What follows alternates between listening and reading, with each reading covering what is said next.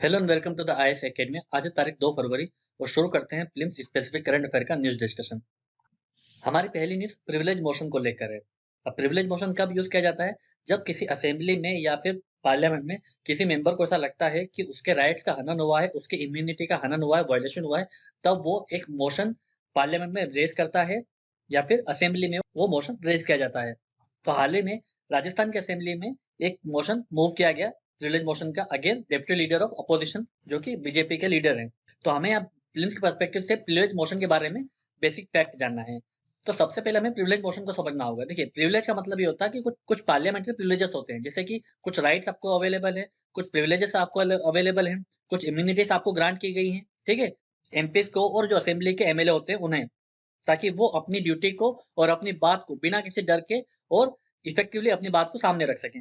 हमारे कॉन्स्टिट्यूशन के आर्टिकल 105 में दो पार्लियामेंट प्रिविलेजेस प्रोवाइड किए गए हैं। एक तो इंडिविजुअल को मिलता है कि आप अपनी बात पूरी आजादी से रख सकते हैं, मतलब फ्रीडम दी गई है। और दूसरा प्रोसीडिंग के लेके है पार्लियामेंट के, कि जो पार्लियामेंट का जो हाउस होता है उसे अपना प्रोसीडिंग का पूरा हक होता है। उसके बाद कुछ सीपीसी में उनके कुछ राइट्स होते हैं। तो उसके बाद कुछ प्रिविलेजेस होते हैं जो जो ब्रिटिश हाउस में फॉलो किए जाते हैं, तो हम बाय आउट ऑफ कन्वेंशन हम उन्हें यूज करते आ रहे हैं। अब ब्रीच ऑफ प्रिविलेज क्या होता है? तो जब किसी एमपी का या एमएलए का राइट का या इम्यूनिटी का वायलेशन होता है, तब इसे ब्रीच ऑफ प्रिविलेजेस माना जाता है और ये पनिशेबल ऑफेंस है under the law of parliament. अब who is capable of moving it? तो कौन ये मोशन रेज करता है? Any member of the house, मतलब या तो राज्यसभा का मेंबर या लोकसभा का मेंबर या फिर असेंबली का कोई मेंबर हो, वो उसे लगता है कि उसके अधिकारों का हनन हुआ है, तो वो प्रिविलेज मोशन रेज कर सकता है हाउस में। उसके लिए उसे नोटिस जारी करना पड़ता है, जिसके खिलाफ वो ये रेस करता है ये मोशन। जनरली जो मेंबर्स होते हैं वो कभी कभी यूनियन मिनिस्टर के अगेंस्ट रेस करते हैं, या किसी अन्य सदस्यों के अगेंस्ट रेस करते हैं, या फिर किसी आउटसाइडर के अगेंस्ट रेस करते हैं कि उन्होंने फला फला व्यक्ति ने इनके प्रिविलेजेस का हनन किया है या वॉयलेशन किया है।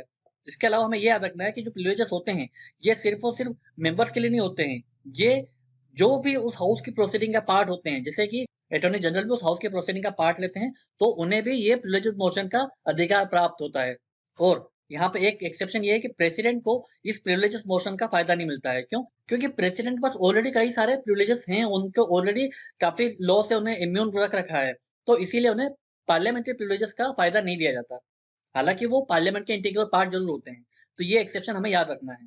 अगर हम रूल्स की बात करें, जब भी ब्रीच ऑफ प्रिविलेजेस होगा तो हाउस ऑफ पार्लियामेंट डिसाइड करेगी क्या पनिशमेंट देना है, ठीक है? उसका जो राइट होता है, राइट टू पनिश।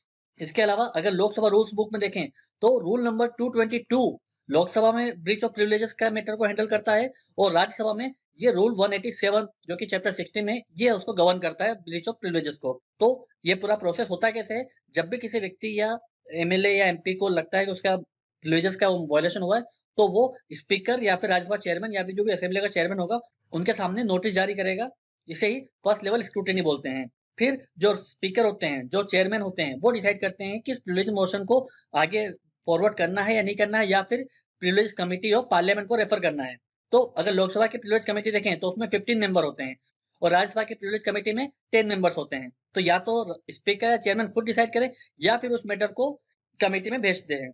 और जब स्पीकर या फिर चेयरमैन उनको वो नोटिस को एक्सेप्ट कर लेते हैं, तो फिर वो उस व्यक्ति को जिस उस एमपी को या एमएलए को मौका देते हैं अपनी बात रखने का, ताकि वो शॉर्ट स्टेटमेंट बता सके कि एग्जैक्टली हुआ क्या है। तो ये पूरा प्रिविलेज मोशन को लेकर बेसिक फैक्ट हो गए। यूपीएससी ने पहले भी इस पर क्वेश्चन पूछा है, तो इस पर क्वेश्चन आगे भी आ सकता है। अब चलते हैं आगे। हमारी अगली न्यूज यूनेस्को की वर्ल्ड हेरिटेज साइट को लेकर है। अभी न्यूज में इसलिए है क्योंकि वर्ल्ड हेरिटेज कमेटी ने यह डिसाइड किया है कि जो यूक्रेन का जो ओडिशा सिटी है उसे अब वर्ल्ड हेरिटेज साइट की लिस्ट में शामिल कर लिया जाएगा। इस ओडिशा सिटी को वर्ल्ड हेरिटेज इन डेंजर की लिस्ट में शामिल कर लिया गया है। इसका मतलब ये होता है, जब किसी पर्टिकुलर साइट को list of world heritage in danger की कैटेगरी में रखा जाता है, तब इंटरनेशनल कम्युनिटी को अवेयर किया जाता है कि ये जो पर्टिकुलर साइट है ये खतरे में है, हमें इससे प्रोटेक्ट करना चाहिए। तो इंटरनेशनल कम्युनिटी इसके कंजर्वेशन के लिए एफर्ट लेती है, और उस पर्टिकुलर कंट्री को भी हेल्प करते हैं कि वो उस पर्टिकुलर साइट को प्रिजर्व करके रख सके। 2023 में टोटल 52 प्रॉपर्टीज को वर्ल्ड हेरिटेज इन डेंजर की लिस्ट में शामिल किया जाएगा। तो वर्ल्ड हेरिटेज साइट होता क्या है? तो एक ऐसा प्लेस है जिसको यूनेस्को लिस्ट में शामिल करती है, क्योंकि उस साइट में पर्टिकुलर कुछ कल्चर और फिजिकल सिग्निफिकेंस होते हैं, जो कि हमारे एनवायरमेंट या हमारे कल्चर को काफी ज्यादा कंट्रीब्यूट करते हैं, और ये हमारी साझी विरासत होती है। तो उन्हें वर्ल्ड हेरिटेज साइट का दर्जा दिया जाता है। अब ये जो वर्ल्ड हेरिटेज साइट की लिस्ट है वो कौन मेंटेन करता है? ये इंटरनेशनल वर्ल्ड हेरिटेज प्रोग्राम के तहत मेंटेन किया जाता है, जिसको यूनेस्को की वर्ल्ड हेरिटेज कमेटी मेंटेन करती है। तो ये जो पूरा वर्ल्ड हेरिटेज साइट का जो कॉन्सेप्ट है, ये किससे आया था? ये एक इंटरनेशनल ट्रीटी से आया था, इसका नाम है convention concerning the protection of world cultural and natural heritage. ये यूनेस्को द्वारा 1972 में अडॉप्ट किया गया था इस ट्रीटी को। तो ये बेसिक फैक्ट हो गए वर्ल्ड हेरिटेज साइट को लेकर। जनरली यूक्रेन न्यूज में है, यूक्रेन रशिया वॉर चल रहा है, तो उड़ीसा पहले भी न्यूज में था जब रशिया ने यहाँ पर अटैक किया था। उड़ीसा एक पोर्ट सिटी है जो कि ब्लैक सी को कनेक्ट करती है। ब्लैक सी में यूक्रेन के अलावा कौन कौन है?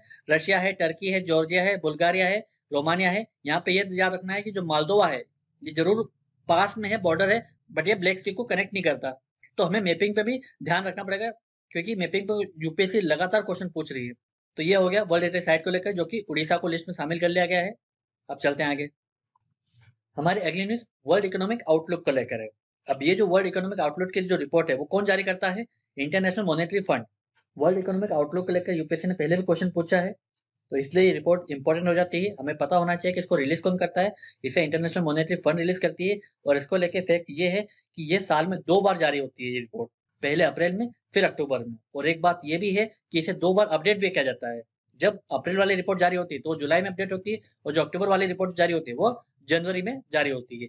तो जो अक्टूबर में जो वर्ल्ड इकोनॉमिक आउटलुक की जो रिपोर्ट आई थी, उसको अपडेट किया गया जनवरी में, और उसमें ये बताया गया कि जो ग्लोबल जीडीपी के बारे में बताया गया कि वो रिसेशन शायद देखने को हमें नहीं मिलेगा, क्योंकि बार-बार न्यूज़ आ रही थी कि शायद हम रिसेशन की ओर जा रहे हैं, शायद जो वर्ल्ड इकोनॉमी है वो रिसेशन की ओर जा रही है।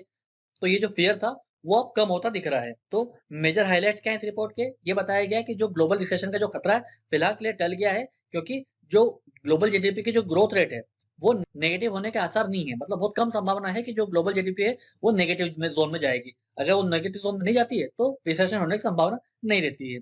उसके अलावा इन्फ्लेशन पे बात की गई, कि इन्फ्लेशन आपने देखा होगा कि वर्ल्ड वाइड हमें इन्फ्लेशन का दौर देखने को मिला था। खासकर जब रशिया यूक्रेन वॉर स्टार्ट हो गया था, और चूँकि पैंडेमिक के बाद में जब सारी इकोनॉमी एक साथ लॉकडाउन तो उभरी, तो भी एक देखा गया कि एकदम से डिमांड स्पर हुई और वो इन्फ्लेशन में बदल गई, क्योंकि पूरा जो सप्लाई चेन था वो पूरी तरीके से ठप हो चुका था। तो यही बताया गया है कि 2022 में इसका पीक आ चुका है। अब यहाँ से 2023-24 में जो इन्फ्लेशन होगा वो लगातार कम होता जाएगा। प्राइस राइज के यहाँ पे 2 कारण बताए गए थे। पहला, एक तो world wide monetary tightening condition देखी जा रही थी। जितने भी सेंट्रल बैंक्स है वर्ल्ड की, अक्रॉस वर्ल्ड, सब अपनी-अपनी जो इंटरेस्ट रेट थे वो सबको बढ़ा रहे थे, क्योंकि उनको अपने देश में इन्फ्लेशन को कम करना था, इसलिए वो इंटरेस्ट रेट बढ़ा रहे थे। दूसरा ये कि जो फूड और फ्यूल की जो प्राइस थी वो लगातार बढ़ रही थी। खासकर रशिया यूक्रेन के वॉर के बाद में फ्यूल के प्राइस बढ़ गए, फूड की प्राइस बढ़ गई। इस वजह से जो सप्लाई साइड का जो प्राइस था वो बढ़ गया था, बट अब धीरे-धीरे वो भी उनकी भी प्राइस में कमी आ रही है, तो इसलिए इन्फ्लेशन थोड़ा-थोड़ा और कम होता जाएगा। यहाँ पर इंडिया की ग्रोथ की बात करी गई है कि इंडिया जो है वो जितनी भी कंपेरेबल इकोनॉमीज़ हैं, डेवलप इकोनॉमी है और इमर्जिंग इकोनॉमी, उन सबसे बेहतर परफॉर्म कर रहा है। एक ब्राइट स्पॉट है पूरे वर्ल्ड इकोनॉमी में। क्योंकि अगर आप देखोगे यहाँ पर यूनाइटेड किंगडम का, तो यूनाइटेड किंगडम का 2023 में माइनस में ग्रोथ रेट है, और 2024 में 0.9। यूनाइटेड स्टेट्स में अगर देखें तो ये 1.4 है 2023 में, और 1% है 2024 में। मतलब इनकी ग्रोथ बहुत धीरे-धीरे हो रही है। बट अगर आप इंडिया को देखते हो तो इंडिया का ग्रोथ रेट कितना है 2023 में? 6.1, और 2024 में कितना रहेगा? 6.8, मतलब बढ़ेगा। और इसके कंपेयर में अगर चाइना कंपेयर करें तो 2023 में 5.3 है, और 2024 में 5.2% ही रहेगा। तो मतलब हम जितनी भी इमर्जिंग कंट्रीज हैं, उन सबसे अच्छा परफॉर्म करेंगे हम इकोनॉमी में। तो ये एक हमारे लिए अच्छी न्यूज़ है। इससे हमारी और ज़्यादा जो ग्रोथ रेट है वो और बढ़ेगी। इससे अच्छा पॉजिटिव सेंटीमेंट जनरेट होता है, फिर इन्वेस्टमेंट आता है, उसके बाद जॉब जनरेट होती है। तो इस टाइप की जो पॉजिटिव रिपोर्ट है, ये बिज़नेस सेंटीमेंट को आगे बढ़ाती है। तो हमें बेसिकली इस वर्ल्ड इकोनॉमिक रिपोर्ट के बारे में पता होना चाहिए, फैक्ट पता होना चाहिए, क्योंकि यूपीएससी इस पे पूछ लेती है। अब चलते हैं आगे। हमारी अगली न्यूज़ आईसीटी डायलॉग को लेकर है। अब आईसीटी डायलॉग क्या होता है? तो इसका मीनिंग है initiative on critical and emerging technologies. तो ये इनिशिएटिव किसका है? ये इंडिया और अमेरिका का इनिशिएटिव है। तो इसमें होता क्या है? दोनों देश के जो नेशनल सिक्योरिटी एडवाइजर है वो इस डायलॉग में पार्टिसिपेट करते हैं। तो ये आईसीटी है क्या? ये 2021 में अनाउंस किया गया था। किसके द्वारा? नेशनल सिक्योरिटी काउंसिल, दोनों देशों के जो काउंसिल है, उन दोनों ने आईसीटी को स्टार्ट करने का फैसला किया था। इसका मेन ऑब्जेक्टिव ये है कि इंडिया और यूएस के पार्टनरशिप को बढ़ाना इन क्रिटिकल इमर्जिंग टेक्नोलॉजीज के फील्ड में, जैसे ग्लोबल ग्रोथ आ सके, दोनों देशों के कंट्रीज के बीच में कॉम्पिटिटिवनेस आ सके, उनके इकोनॉमी में कॉम्पिटिटिवनेस आ सके, ठीक है, जो हमारे शेयर्ड नेशनल सिक्योरिटी इंटरेस्ट हैं उनको प्रिजर्व रखा जा सके। तो इस डायलॉग में किस पर फोकस किया जाएगा? एक तो रिसर्च एंड डेवलपमेंट पे, quantum computing, defence, space, 6G and semiconductor. तो इन जो क्रिटिकल टेक्नोलॉजीज है, इन टेक्नोलॉजीज को आपस में शेयर किया जाएगा। इन कंट्रीज के डेवलपमेंट में दोनों देश पार्टनरशिप करेंगे। तो इसका सिग्निफिकेंस क्या होगा कि एक तो अमेरिका के साथ में हमारी जो टेक्नोलॉजिकल और स्ट्रेटेजिक पार्टनरशिप है, वो और ज़्यादा एक्सेलरेट होगी और ज़्यादा बढ़ेगी। ठीक है, इंडिया का role as a trusted supply chain partner वो इंक्रीज होगा, इनहेंस होगा।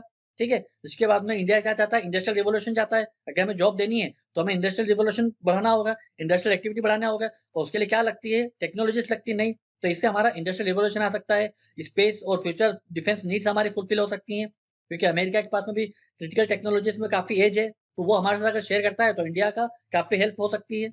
इसके बाद यूएसए ने कुछ एक्सपोर्ट कंट्रोल रिस्ट्रिक्शन लगाए हुए इंडिया के एक्सपोर्ट पे, तो वो धीरे धीरे ईज हो सकते हैं, और दोनों देशों के बीच में partnership free, open and secure global economy को सिक्योर करेगी, जिससे वर्ल्ड में प्रॉस्पेरिटी आती है। तो हमें बेसिकली बस ये याद रखना है कि आईसीटी डायलॉग है किसके बीच में, तो ये इंडिया अमेरिका के नेशनल सिक्योरिटी एडवाइजर के बीच का डायलॉग है ये। ठीक है, तो ये बेसिक फैक्ट हमें याद रखना है। अब चलते हैं आगे। अब एक प्रीवियस ईयर क्वेश्चन देख लेते हैं जो यूपीएससी ने 2017 में पूछा था। Consider the following statement. पहला स्टेटमेंट है, tax revenue as a percent of the GDP of India has steadily increased in the last decade. Second है, the fiscal deficit as a percentage of GDP of India has steadily increased in the last decade.